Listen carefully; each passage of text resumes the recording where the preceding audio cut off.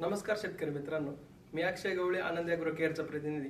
मित्रांनो, आज आपण एकदम अशा आगळ्या वेगळ्या विषयावरती चर्चा करणार आहोत. ते म्हणजे माती परीक्षण.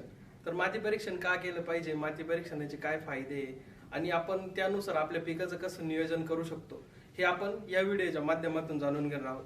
तर मित्रांनो, व्हिडिओ तुम्ही पूर्ण बघा.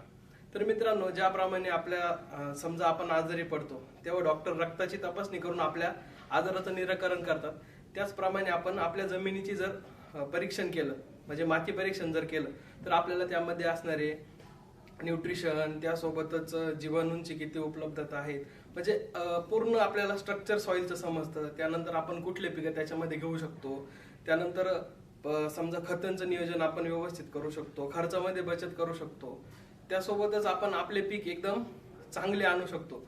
तर यासाठी आपल्याला नमुना कसा घ्यायचा याविषयी आपण आज माहिती जाणून घेऊ. त्यासाठी सर्वप्रथम आपल्याला नमुना घेण्यासाठी लागणारं साहित्य आपल्याला जमा करायचंय. त्यासाठी आपल्याला लागणार आहे स्वच्छ पावडे, त्यासोबतच आपल्याला स्क्रू आकार लागणार आहे, एक लाकडी पट्टी आणि स्वच्छ असलेला आपल्याला एक गमिलं किंवा टप वगैरे आपण यासाठी वापरणार आहोत. तर काळजी अशी घ्यायची की पावडर आपलं जे असेल ते कुठल्याही प्रकारचं त्याच्यावरती गंज नसावा. त्यानंतर लाकडी पट्टी जी आहे तिचा कुठल्याही खतासोबत संपर्क आलेला नसावा आणि त्यासोबतच जे आपण गमेलं किंवा टप वापरणार आहे ते पण एकदम स्वच्छ असावं. तर हे झालं आपलं साहित्य. त्यानंतर आपली जी शेत आहे त्यामधून आपण नमुना कसा घ्यायचा आपण ते जाणून घेऊ. साधारणतः आपल्याला 8 ते 9 ठिकाणी झिगझॅग पद्धतीने, जेणेकरून आपल्या जमिनीतलं जे सर्व खनिज आहे ते कव्हर होईल अशा पद्धतीमध्ये आपल्याला नमुना घ्यायचा आहे. तर झिगझॅग पद्धतीने 7 ते 8 ठिकाणून आपल्याला सॉइलचे सॅम्पल घ्यायचे. तर नमुना घेते वेळी त्या जागी आपल्याला कुठल्याही प्रकारचा ओलावा नकोय. त्यानंतर ती जागा समजा तुम्ही शेणखत वगैरे किंवा सेंद्रिय खत टाकलेली पण ती जागा नकोय. तर अशा ठिकाणून आपल्याला नमुना घ्यायचा आहे. तर सपोज आपण एखाद्या ठिकाणी नमुना घेतोय, तर आपल्याला साधारणतः 35 ते 40 सेंटीमीटर व्ही आकाराचा आपल्याला खड्डा घ्यायचा आहे.